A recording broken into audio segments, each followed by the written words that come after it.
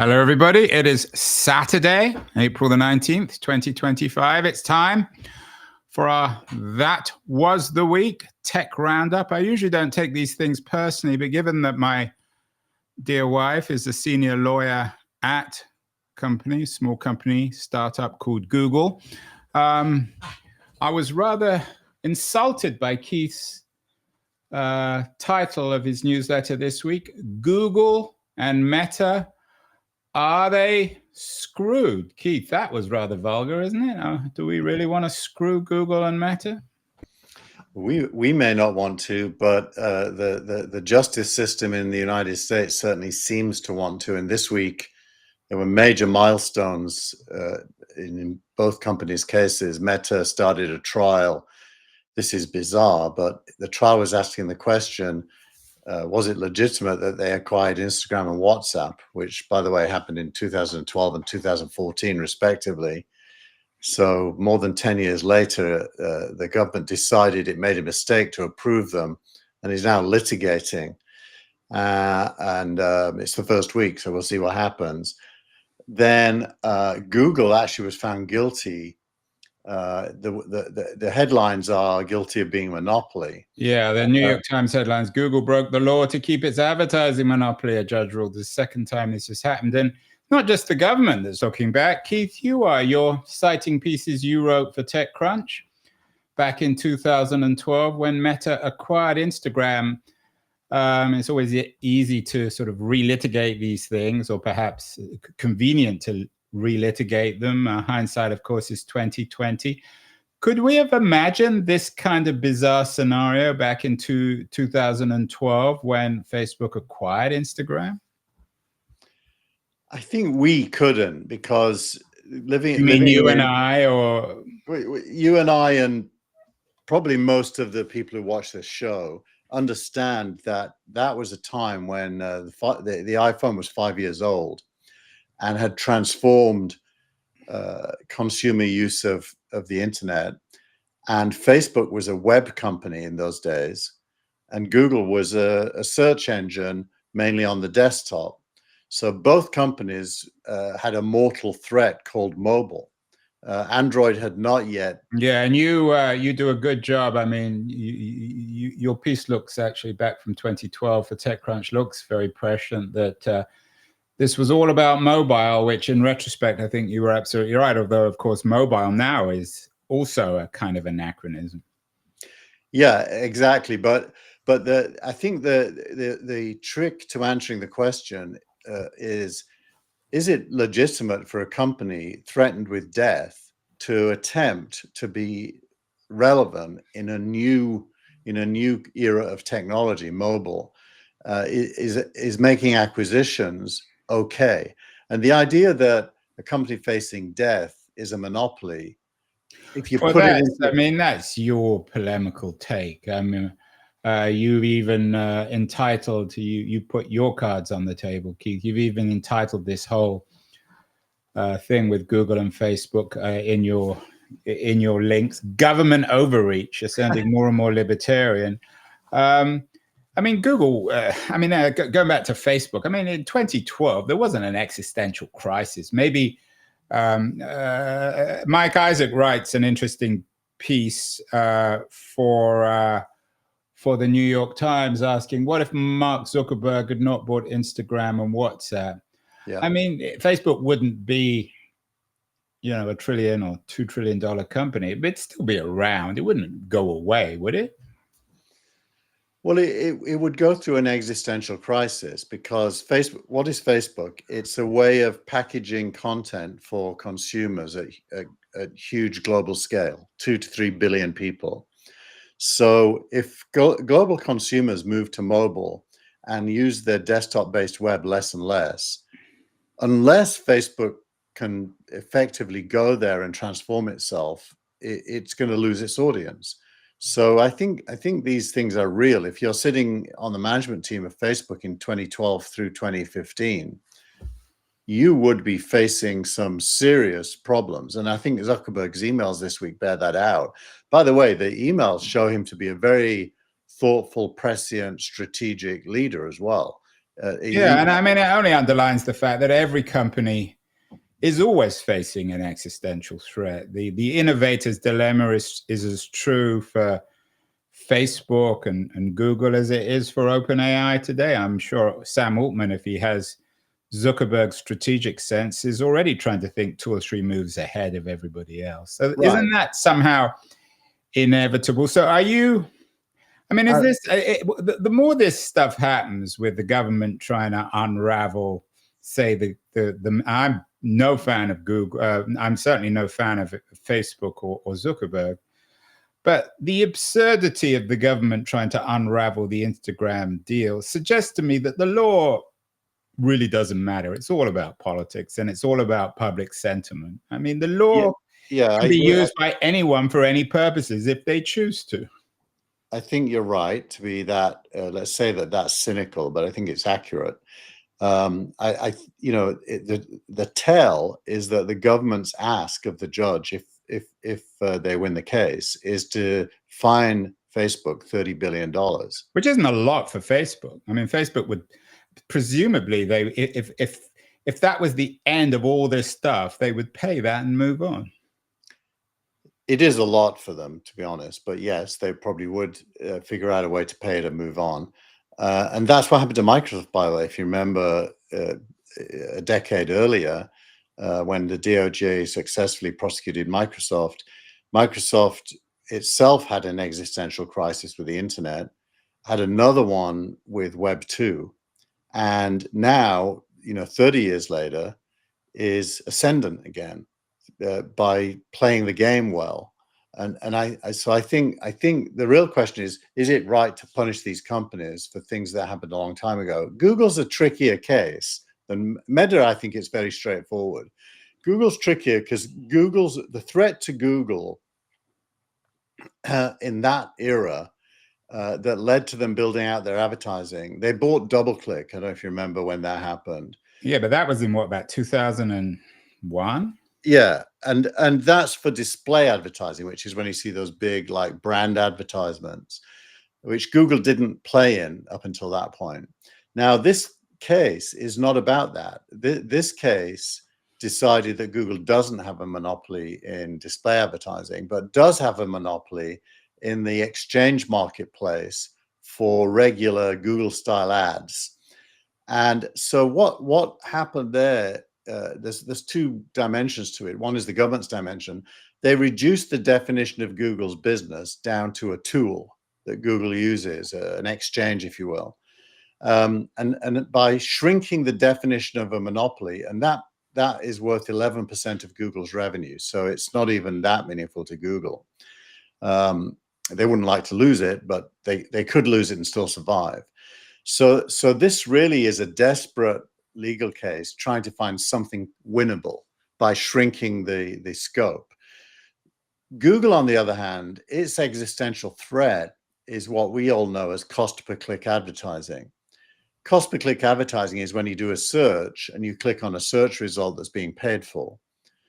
And we do that less and less of the time, and advertisers are paying less and less per click when we do it. So Google's core business is in dollar terms is shrinking, and they need to have alternative revenue streams, and that only gets accelerated in this world of AI, where ads don't really sit very neatly alongside AI results. So I think Google's got an existential crisis bigger than Meta's right now. So in other words, to borrow some words from you, Google is more screwed than Meta. I'm going to tell my wife that. Well, being screwed is a relative term. If you put a timeline on it, doesn't sound very relative to me. It seems fairly, the opposite of relative is absolute. Either you're screwed or you're not. You can't be half screwed, can you, Keith? Yeah, but let's not drill down into that one. But well, we can drill down it. Excuse me. But look, the reason I put the quotes from my writings in TechCrunch is they were 12 years ago, 13 years ago, and I predicted they were screwed then, unless they succeed. In the case of Meta, that goes without saying. You're always screwed if you don't succeed. Right. Well, In the case of Meta, they did. In the case of Google, they really didn't adjust. But it's such a slow process to get rid of search advertising that the impact on them has been, much. But it's the much same as less. Microsoft. I mean, Microsoft fell onto desktop publishing. They had, quote unquote, a monopoly, and they've depended on that and adapted their business over the last 25 years. Google will do the same. I mean, that's the nature of corporations. They fall on the golden egg, and then they have to reinvent anyone. You had one very nice phrase, Keith, from your editorial this week. Nobody can accuse the government of being fast. I think that's the biggest understatement of them all. I mean, the cliche is the government's always fighting the last war. It isn't even the last war. This is the war before the last war. Exactly. It's shocking. And I think you have to conclude that this was, and not to personalize it, but I think this was Lina Khan looking for a win. Oh, no, you had to drag Lina in. She's not even around anymore. Why do you have to blame up poor Lina? Because I think she was the catalyst, along with Elizabeth Warren, by the way. It's always the women. What about Tim Wu? He was on my show. He has as much to blame. I'm less familiar with him, so I can't blame him. Yeah, you always blame the women, Keith. Poor Elizabeth Warren and the other one. What your graduate? What did you used to call her? A graduate student? That's what she is. She's no longer a graduate student. Do you think she's going back to graduate school? She'll probably get thrown out of the country by the Trump people for being un-American. You would probably if you ran justice, would you throw her out of the country? I would not, because I am actually a believer in pretty unregulated immigration. But in all seriousness, this headline stuff, does it really matter? I mean, it matters to the people at Google and Meta, but in a broader, in the broader history of technology, things move so fast that these companies will adapt and reinvent themselves. Some will be damaged, some won't. And meanwhile, now it's OpenAI, which is driving technology forward. And Google and Facebook are wannabes. You've written off Google. I'm not so convinced. Meta's Llama initiative is an interesting variant on OpenAI. But what is the historical significance here? Well, you have to imagine removing these two companies from the playing field and put a date on that. Well, they're not removing them. They're splitting. I mean, no one's talking about closing down Facebook or Google. No, but just as an intellectual exercise, imagine, let's put quotes around removing, but fundamentally change their ability to play the role they play today. If you would have done that 10 years ago to either Google or Meta, it would have had a pretty major impact on what happened next. If you do it today, I think it almost has zero impact. I mean, if you can imagine, let's imagine Google was literally closed down. I don't think anyone would notice after about a month. I think there's enough other things to find what you want that you wouldn't miss it. And Meta, not only would you not miss it, you might cheer at the rooftops. Well, I mean, Facebook, you just use TikTok. I think depending on the use case, you'd use LinkedIn for business relationships. You'd use WhatsApp and messaging for personal relationships. You wouldn't use it for news. But WhatsApp, you mean, would continue to exist? They would just be split off. If they, even if they cease to exist, there's plenty of tools out there to replace them that are good, that people know about. And so it was interesting this week, OpenAI, it was rumored they might build a Twitter competitor. And there's an article by Thomas Tungers this week saying, social AI, I want to know your AI work. Like, if you could see what I do with AI, it would be enlightening, actually, because I do some quite unique things that are unique to me, but have general applicability. So I think we're at a moment where literally we don't need either Google or Meta. So the government's case not only is late, it's irrelevant. Yeah, and some of the articles this week agree with you. MG Siegler, who's been one of the most accurate and intelligent observers over the last 20 years of tech. He started at TechCrunch, argues in one of the pieces you linked to that without Instagram, Meta is screwed. And the New York Times, as always, is running pieces about what history can teach us about breaking up giant companies. What does it teach us? That it matters or it doesn't matter? I mean, the Microsoft case is interesting. And I know you don't agree with this, I've always thought that breaking up Microsoft, not so much breaking up Microsoft, but forcing Microsoft to take its eyes off the ball in the mid-90s enabled the Web 2.0 revolution. Is there any truth? Is that what's happening now? Is that this is enabling the AI revolution, the open AIs and all the other AI startups to become real? I think I would say no. I think that use Yahoo as a really good example of a company that the government didn't interfere with. Despite that, it had absolute freedom to determine its future. It didn't anticipate or understand how to react to Web 2. Well, I think with Yahoo, I don't again relitigate, but Yahoo was destroyed by Google because they automated search. Whereas, well, that's true, but that's an earlier moment. You're right about that. And Yahoo was, I engaged with Yahoo at a very senior level at that point in their history, and they were militant in not wanting to monetize when people click on a link. They wanted people to not click on links. They wanted them to stay inside Yahoo. So they had this like NBC mentality of being the walled garden. What was that? What did they had the opportunity to buy Google? What was it, for $1 billion? $1 billion, exactly.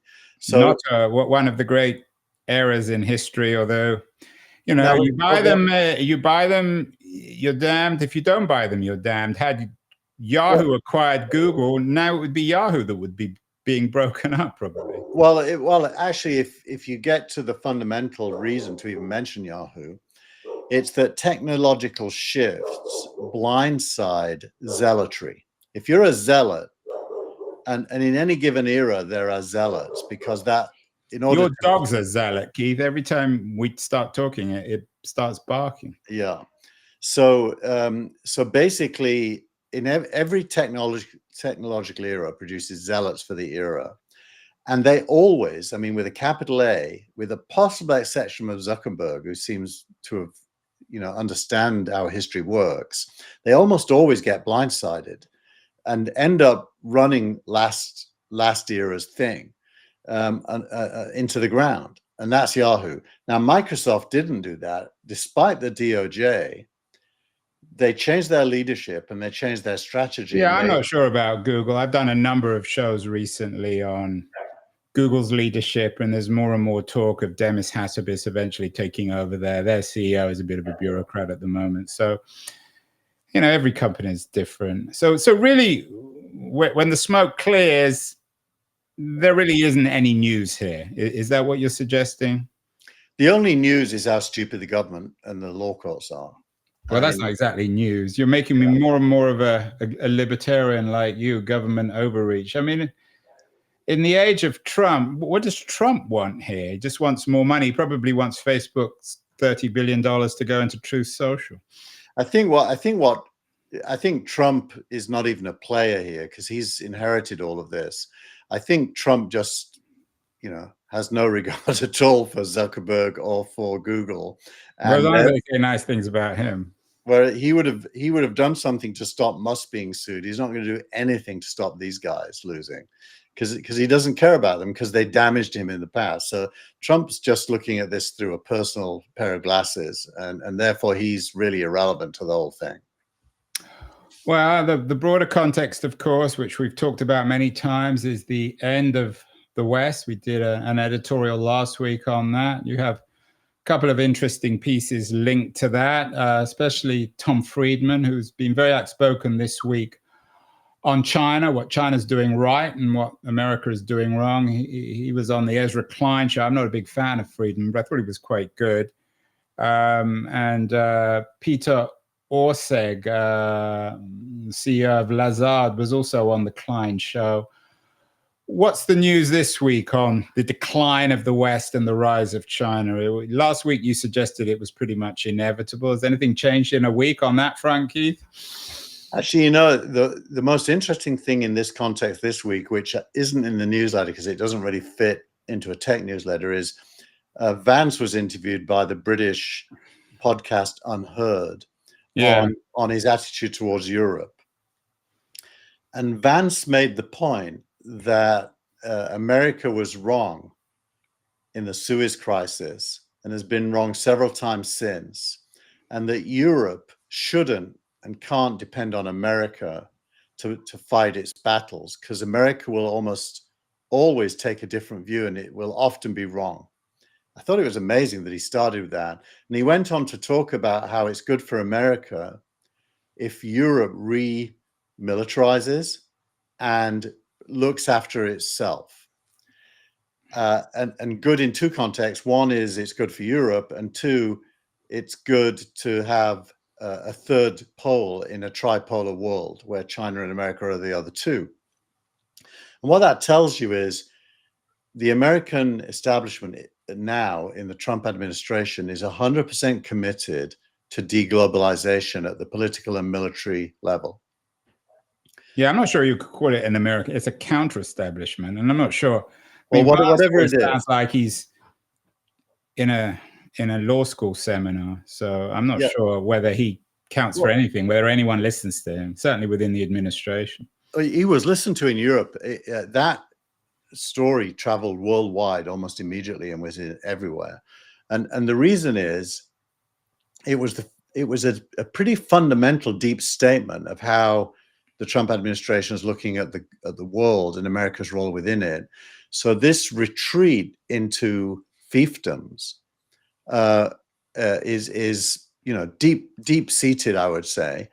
And if you go along with that, then the tariffs are completely irrational.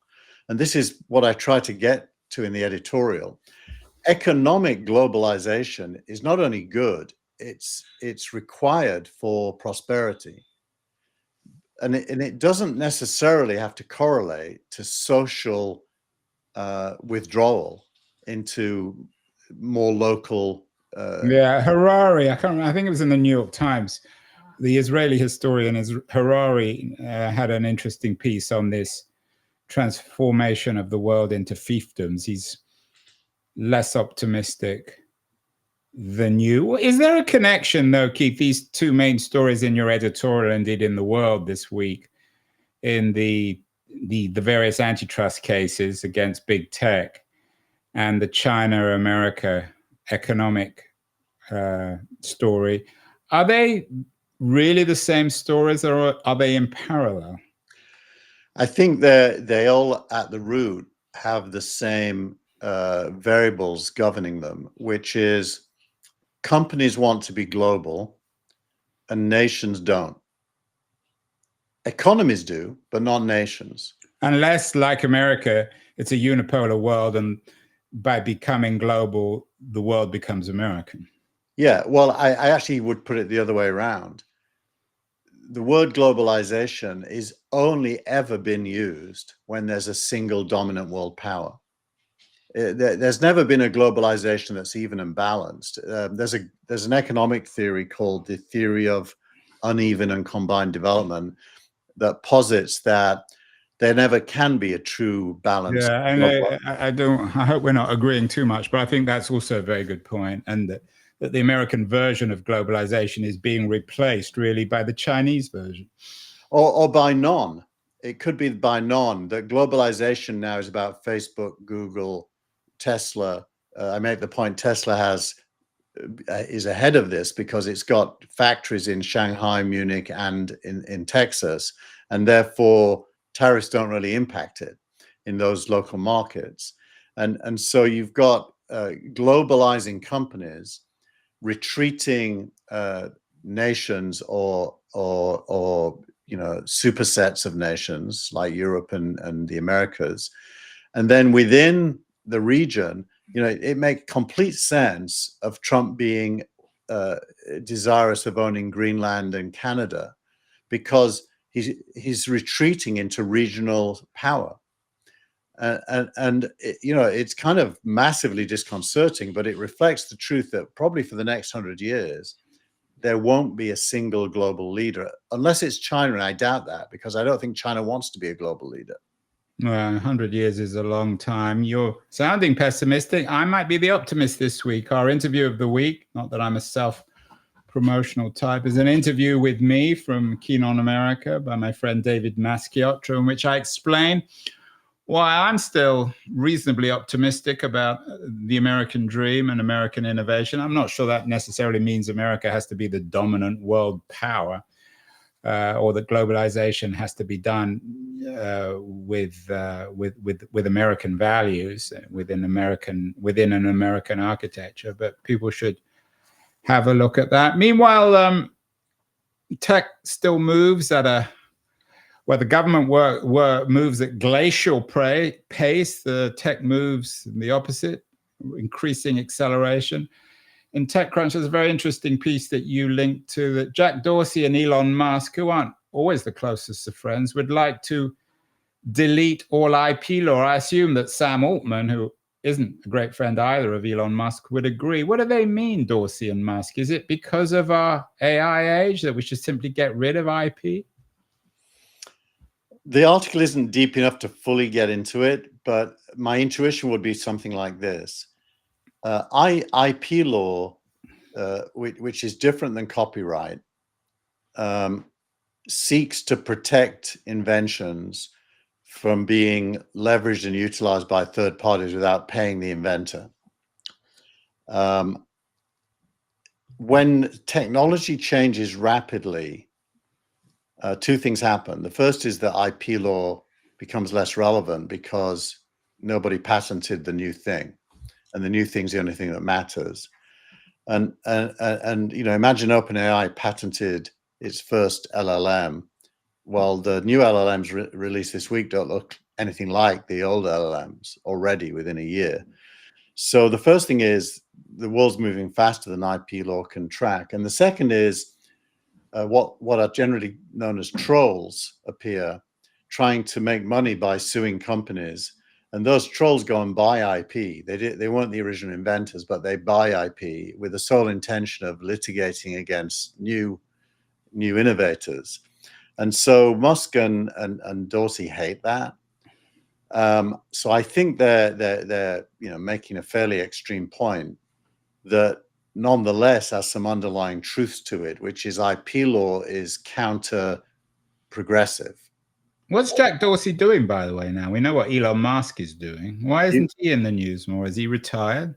No, he runs Square, and he's I hesitate to describe him as a Buddhist because I'm not 100% sure that's what he is, but he certainly needs to shave his beard off, I think.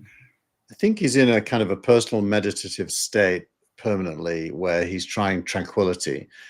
So he can make good decisions free of stress. That's his core, which is a little bit like my kids. You know, the most stressful thing you can do is get a job. So don't do that. Yeah, well, that's the problem with having kids these days, Keith. In all seriousness, I mean, you go back in your good editorials, one of your better editorials, going back to 2012. It's always easier to see the past 13 or 14 years into the future. What are the big issues that are being resolved in 2025 that by the end of the 2030s, one kind of government or other might be relitigating? Is it, I mean, you mentioned I never really thought of that, but could OpenAI have turned LLMs into their own IP? I don't think so, because there's a body of work leading up to OpenAI that was both published and open that they couldn't claim invention from.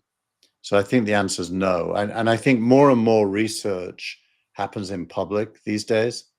You know, the famous one is that Google really invented what's known as transformers. Well, they had a white paper on it and they chose not to they chose not to pursue that, and that's where I think Altman. I've done some shows on Altman.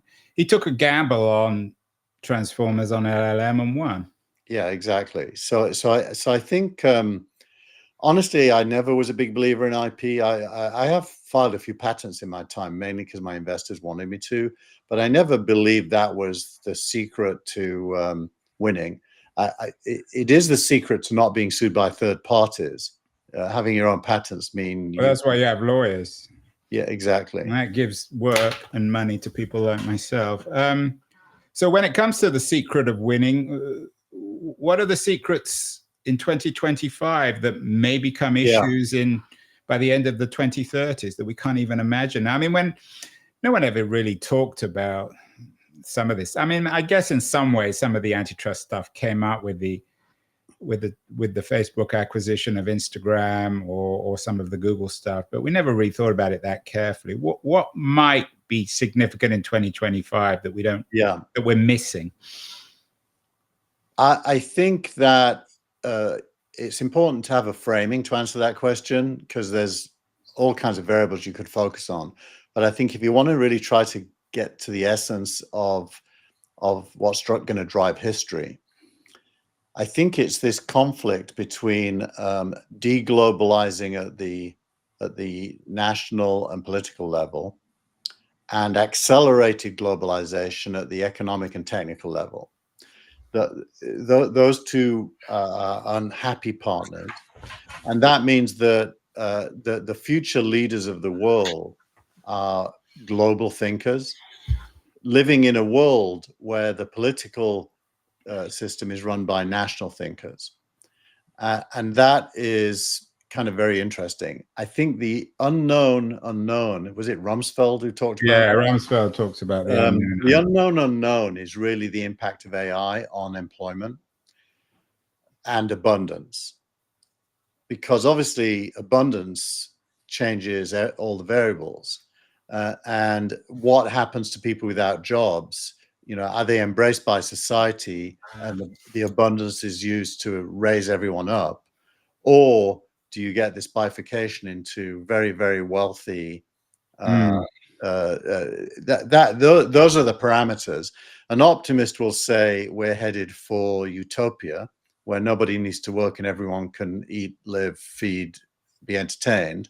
And a pessimist would say we're heading for an apocalypse where it's a hellscape for anyone that isn't rich.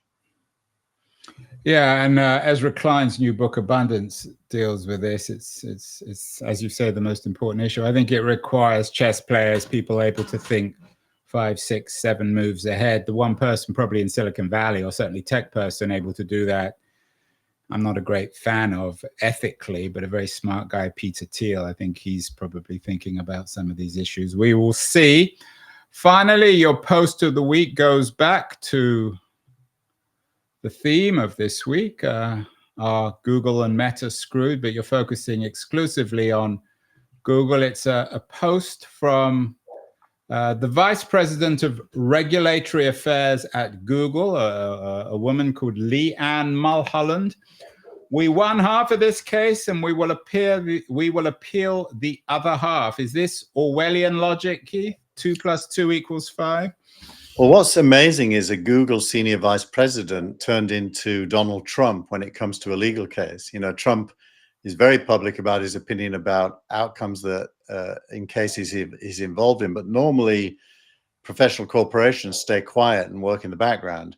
Leanne Mulholland chose to go public. Leanne Mulholland, who I think is originally from Ireland, she runs all the regulatory affairs. So just to be clear here, because I want to vindicate my wife, Cassandra Knight. She runs litigation at Google, but she doesn't deal with regulatory affairs. So she's won all her cases. She won the Section 230 case at the Supreme Court. Leanne Mulholland is 0 for 3. She loses all her cases. So there are some winners at Google and some losers, and Leanne Holland seems to be losing all her cases. Well, so maybe this is desperate. She has to appear as if she's won to keep her job.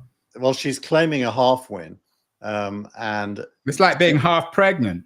And then she's saying she's going to go on and win the other half through appeal, and she may well, maybe she will. But I think the government has reduced the scope of the accusation to such a small scope that, you know, it's probably hard to beat them. I do think the government's wrong, by the way. Well, she says publishers have many options and they choose Google because our ad tech tools are simple, affordable, and effective. Is there any truth to that? I think that's entirely true, yeah. I think she's right. So are they screwed, Keith? Or is Leanne, what's her name? Leanne Mulholland, is she perhaps screwed rather than Google? Maybe she'll lose her job. I think my answer on both points is, insofar as they're screwed, it isn't because of these legal cases. It's because of their ability to adjust to what's coming next. But ultimately, Keith, I think your conclusion is everything can be blamed on Lina Khan, can't it? Not everything, but many things. I bet you were blaming Lina Khan when Manchester United was, what, 3-1 down to, or 4-2 down to Lyon with about 3 seconds left in the game, and you ended up winning 5-4. Was Lina Khan anything to do with that Manchester United revival? She's a Lyon fan. Oh, poor old Lina. She's lost her job and her team now is out of the Europa League. Well, Keith, good show. We will be back, no doubt, to talk more big tech, government overreach, the end of the West, and all these other big issues next week. Have a great week, Keith, everyone else, and we'll talk next week. See you. Bye.